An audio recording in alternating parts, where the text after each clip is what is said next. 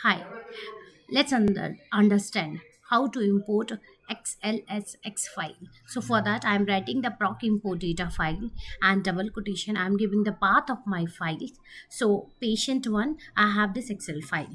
So I'm giving the path or location. I'm copying the location के बाद आपका file name भी मैं कॉपी कर रही हूँ एंड उसके बाद एक्सटेंशन डॉट XLSX इस तरीके से हमने उसका पाथ दिया।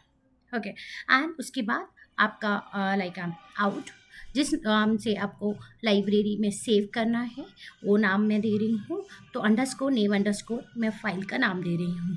ठीक है and DBMS database management system वो रहेगा हमारा, जैसे कि मैंने आपको बताया कि उसका जो एक्सटेंशन है XLSX एक्सटेंशन रहेगा। एंड रिप्लेस अगर वो वर्क लाइब्रेरी में पहले से एग्जिस्ट कर रहा है तो वो प्रीवियस फाइल रिप्लेस हो जाएगी।